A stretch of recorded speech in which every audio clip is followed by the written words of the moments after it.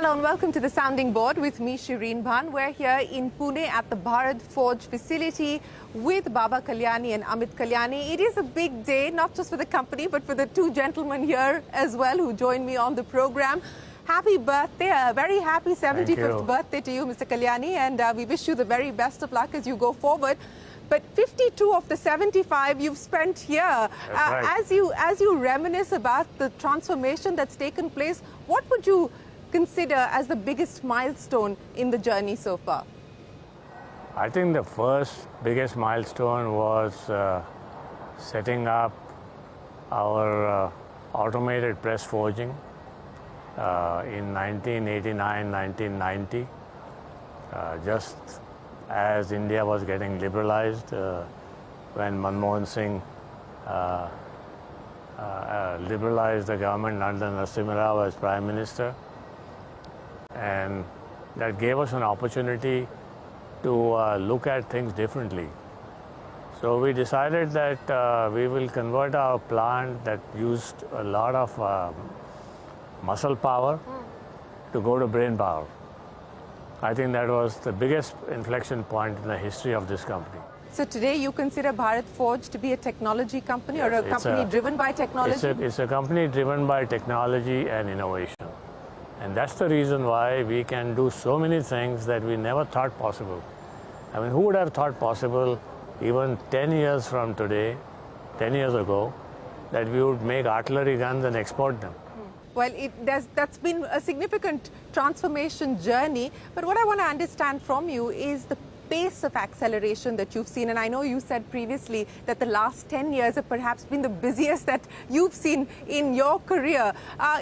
It took you 45 years to get to 10,000 crores, 20,000 crores next year, or year after next. Year after next. On track to get to that? Yes, very much. Amit, let's talk about this transformation as well. 5 growth engines that you're focusing on, from a forging company today, a company that is in defense, a company that is in aerospace, a company that hopes to consolidate its position in mobility as well. Yeah. What are you most confident about? Which of these plays do you believe could be the pivot for the future as you look at 20,000 and beyond? See, Bharat Forge will pivot in multiple different facets. As my father mentioned, we're a technology company and we have developed our own technology in-house. So we have the ability to deploy this technology globally for all the products that we make. I think the first one to pivot is going to be our defense business, which is now already scaling up and is already gaining global business and markets. That will continue to grow and will become a very large growth driver. The industrial business, which will be driven both by outsourcing from abroad as well as the infrastructure demand and growth in India, will be the second one to pivot.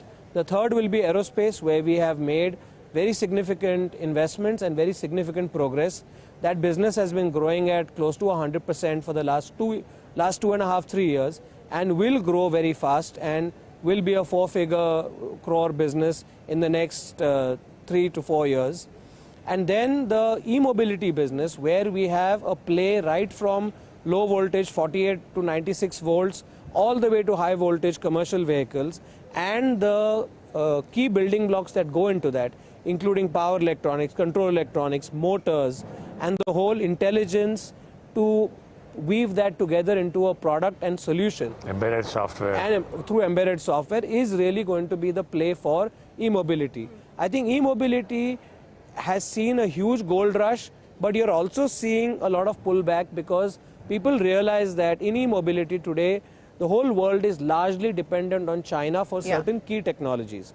And as and when alternatives get developed, either locationally or technologically, you will see a further acceleration of this process. A lot to pack in there, but let me pick up on the defense aspiration, because this is a big bet that you made, and this was a bet that many people thought would not pay off for you, but you were very clear when you made this bet that no one was going to part with their technology, and hence you would have to do it here, you would have to do it in-house. Absolutely.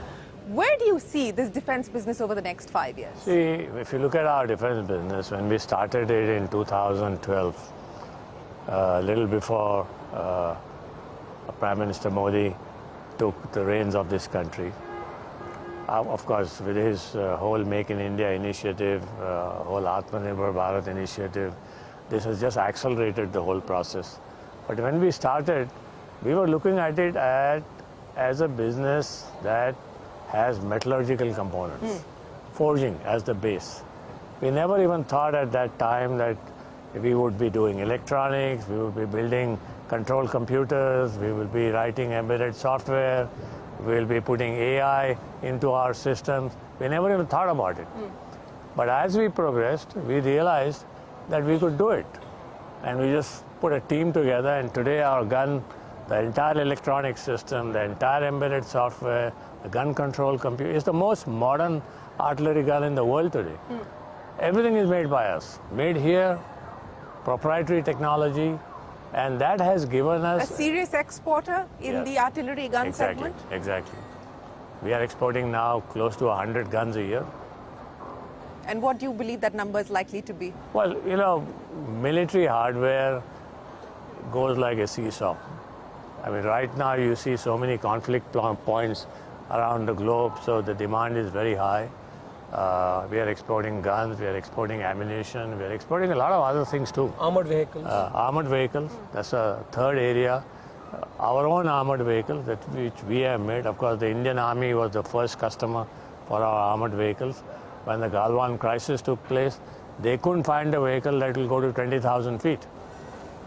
So our Kalyani M4 was the only vehicle that went there and also could go in the cut salt pans. Right. So what is this going to translate into in terms of the kind of investments that you will make on the defense side of the business? And, you know, what is the aspiration for the order book, both domestic and export? So I think on the defense side, it's very clear that we have chosen to play in 2-3 areas. One is the artillery side, the specialty vehicle side. These are two verticals where we want to be a global force to reckon with. And that means that both these businesses will be several $100 million a year, maybe even more. And if you take into account the overall life cycle management of these products, if you look at the whole MRO for these products, that whole thing is over $1 billion opportunity per year. Coupled with that, we are looking at opportunities in unmanned systems, both for sea, air and land, and multiple other platforms which are required in India over the next 10 to 15 years. All this is a very large playing field, and investments will happen first in product development, engineering, and creating the prototypes and fielding the products, and then in commercializing them. What has been the R&D trend in terms of percentage of sales, since the time that you decided that this is going to be a technology-driven company? How has that graph changed, and how do you see that changing going forward? In defense, from 2010 till 2022, we had no sales, except the armored vehicles that we sold, a few of them. So all our expenditure has been R&D, developing products. Even today, as we speak, now we have a whole bouquet of products that we can sell. So we are hoping our sales will be, 2,000-3,000 crores a year as we move. But we are now developing light tanks. We are developing infantry combat vehicles. We are developing unmanned vehicles. This is your real passion, isn't it? The defense side is your real passion, isn't it? I don't do anything else. I mean, everything else I left it to this guy. This is purely his passion and his foresight. It's more than passion. How I got into this? I got into this with a pure nationalistic feeling. A country like ours, for 75 years, couldn't make an artillery gun. It's a shame. I told our guys, no, let's make one. And I'm happy that last 15th of August, our guns did the 21 gun salute in Red Fort. Yes. Speaking of aspiration, I think one of the things that will go down as a significant milestone of your stewardship of the group has been the decision to take the group global. Yeah. In fact, I remember speaking with you many years ago, and you said that we are one of India's first truly multinational companies. Absolutely. And how hard has that journey been for you? And now, from the vantage point that you're at today, what is the global aspiration? I mean, where do you see yourself playing? See, when we made the decision to go global, we decided that the best way, many companies were doing global, but they were doing aftermarket sales in Africa and the Middle East, etc. We didn't want to do that. We didn't have any aftermarket sales. We said, I want to sell to an OEM. I want to sell to a Mercedes-Benz. I want to sell to an Audi. I want to sell to a General Motors or to Ford in their country. So that was the aspiration. And that was tough, you know, because I don't think in the 90s, any of the German companies believed that any company in India had the capability to sell them critical components in an automobile. So it's been a hard-fought battle. Yes, but today we have a very, very large market share, one of the largest in the world in these components with most of these companies. And the future is the biggest opportunity that we see, as Amit said, everybody has got a plan for transitioning to their mobility business to EVs or to something other than IC engine. So that's going to create a lot of empty spaces in the world. And I think companies like us, we're not the only ones, companies like us will fill a lot of those empty spaces and generate some huge amount of growth.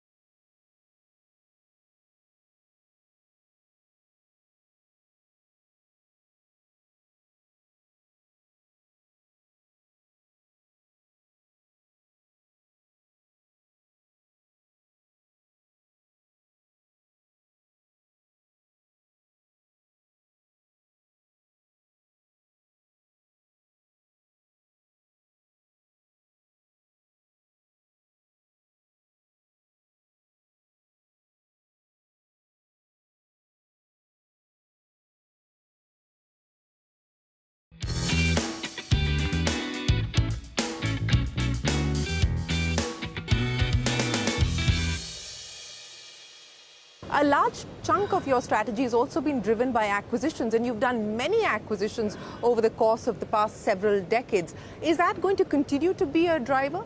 So I think going forward, acquisitions will be very selective. They will be in technology domains but we will make acquisitions in India, because in India, for us to scale up manufacturing capability, bandwidth, technology and know-how will be the easiest way for us to kickstart our growth in new sectors. On the mobility side or outside of This it? is in the whole manufacturing gamut. If you look at the acquisitions we have made in the casting business, we acquired 2 foundries with 3 plants in Coimbatore. And we are going to make similar acquisitions because this will give us a head start in growing our business. These are all industries where we see huge opportunity for business to shift, especially from Europe. China plus one will help. And India is going to be competitive in these sectors. So I think these are opportunities that are going to give us tremendous opportunities for growth. Where do you see the specific gaps that you want to plug by way of acquisitions today? You talked about the foundries that you acquired in Coimbatore. Anything on the anvil at this point in time? Any specific gaps that you intend we continue to plug? to look at areas. So the one thing I will say is that we will acquire businesses that are high quality and well run. We will not buy businesses that are in distress.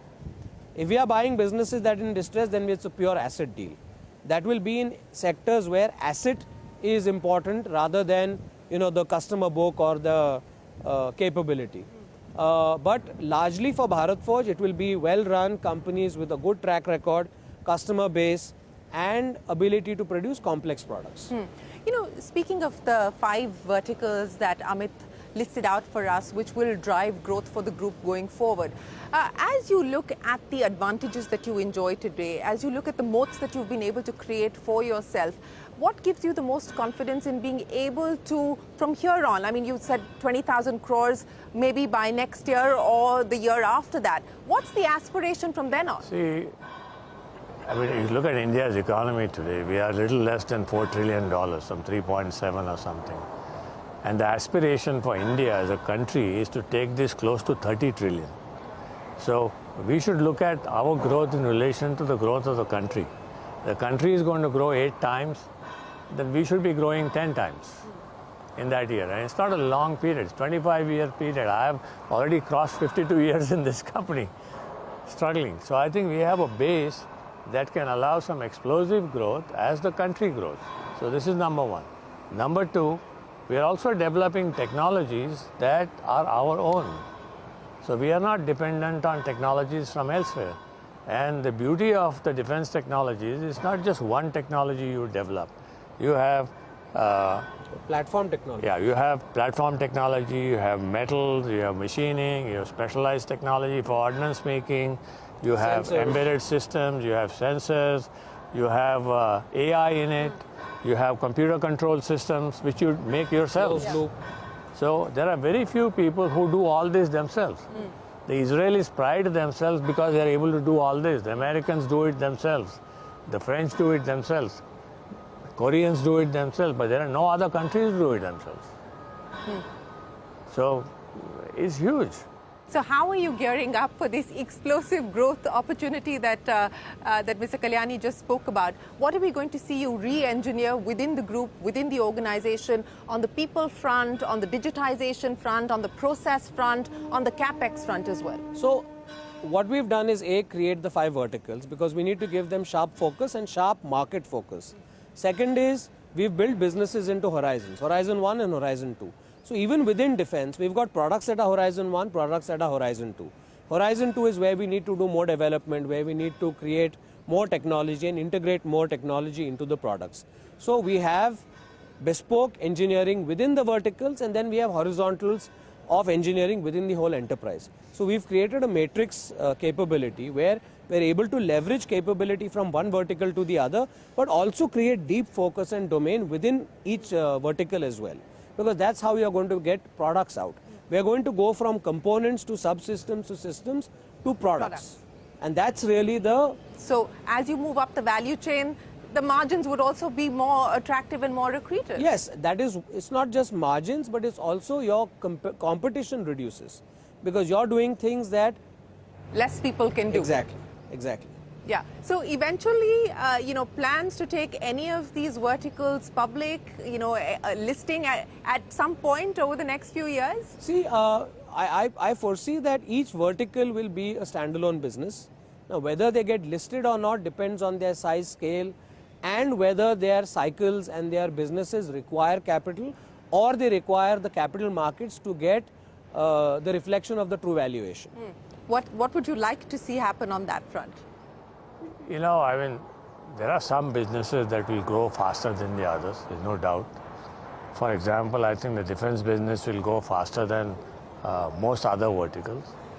And there might be a time in the next few years where that business will be bigger than our core business. Because, you know, it also uses our core business technologies, like metal forming, forging, machining, etc. So, you know, that's a great possibility. And if that happens, it would be better off as an independent company. So next 3 to 5 years, you believe that perhaps you could be at that inflection point for the defense business? Oh, yeah. I'm sure. So, you know, I want to understand from you this... Just yesterday, I heard an announcement by the Defense Secretary on television, matter of fact, that 45% of... That was on our channel. Yeah, 45% of the orders would be now to private sector. Yeah. That's great news. Yeah. So, you know, India's defense budget is pretty huge. And if you say 45% of that to the private sector has, you know, 4.5 players. Yes, with clear leadership that you want to sort of take forward in this space. But I want to understand from you, you know, you've seen this manufacturing story for India with all of its constraints and all of its ups and downs play out over the last 5 decades. By all accounts, from most people that we've spoken to, this now seems to be the decade where Indian manufacturing is ready or poised for takeoff. Do you believe that is the case? And where do you finally think this story is going to be? We've been talking about this 22% share of GDP for years now. I've been talking about it from Manmohan Singh's time. Exactly. No, but I think it's ready to take off. I think all credit to Prime Minister Modi and his team for the policies that they have put into place. Those policies are really working. I mean, the most important thing is, you know, every Indian believes the story of India now. Every Indian believes that it's time for India to become a developed country. And this belief has come from the kind of changes that the government has made, the kind of changes that the Prime Minister has been able to evolve through policy and policy parameters. And I'll give you 2 examples, simple examples. Today, BYD as a company has overtaken Tesla in electric vehicles. Why? It has overtaken Tesla in electric vehicles for one simple reason, that they make everything in-house. And their government has created a policy. And tremendous support from the government. And they are going to take, I mean, at this rate, they will be the biggest car company in the world in the next 10 years. Now, one would have thought it would be a Mercedes, Audi, General Motors, or XYZ. But it's probably going to be BYD. Now, you wait for some India's BYD to come. Somebody will come. Could that somebody be you, at least as far as you know? We are a component player, not a vehicle guy. But I'm saying that, you know, if Sajjan Jindal is now looking at getting into the mobility business via a joint venture with MG Motors, you've got investments in EV companies.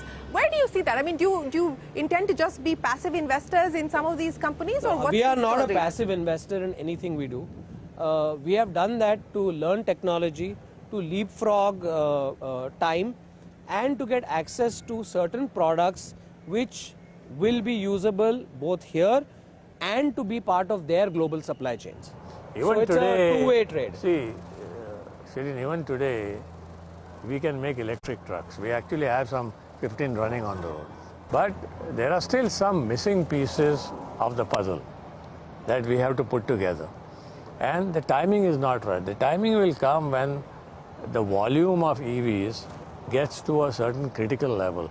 I mean, today volume of EVs, except two-wheelers where the volume is high, in four-wheelers the volume is not we haven't that reached great. the inflection point. No, nowhere close to that. Nowhere close to that. The inflection point needs the price parity to come. Because this is a business which requires large investments. So instead of making large investments upfront in setting up plants, we are investing small amounts in creating the people bandwidth, the technology bandwidth, and creating all the technical solutions that are required for this. Well, speaking about the future, you know, 75 52 here at Bharat Forge. Are you now planning to sort of step back? Any plans at this point in time, or are you still? You ask this young man. The young man has a say, does he? Yeah, of course. I am ready to step back and go on a holiday somewhere. So what's stopping you? He's stopping you. You know, I think my father is happiest when he's here. This is his first love, and I think we're all deeply motivated by him, by his passion for what he does, and the energy he brings and the ideas. You know, the whole defense business has been his baby, and you know, I think it keeps him young, it keeps him active, and I hope that he keeps doing this because he has so much to give back to our company, to the country, and to teach a lot of young people new things. Well, you know, so no plans at this point in time to step back? Well, you know, the day I think I don't enjoy it, that day I'm gone. That'll be the day. But you know, he was talking about learnings and he was talking about passion. And as a young student passed out of MIT, came here, took on the sort of reins, so to speak, from your father, turned this company around to create it into what it is today.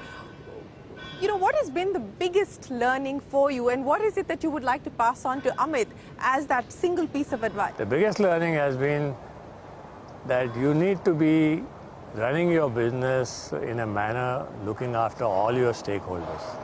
So stakeholders are your employees, your shareholders, your community, and of course nation at large.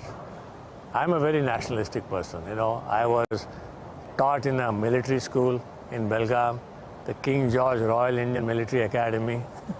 Now it's called the National Military School. So I've imbibed all those values that typical military school gives you. You know, 5 o'clock in the morning, PT and discipline and all those kind of things. Do you still have a routine and a regimen that you follow? Yeah, absolutely. 5 a.m. start? No, not 5 a.m. Too old for that. But yeah, I'm disciplined. You know, I'm never late anywhere. I'm on schedule. And I think I would like my children and my younger engineers here to have similar passion and similar things that I have. Mr. Kalyani, it's been an absolute pleasure. Once again, we wish you the very best of luck. Happy birthday, and thank you so much for joining us here on the program. Wish you the very best.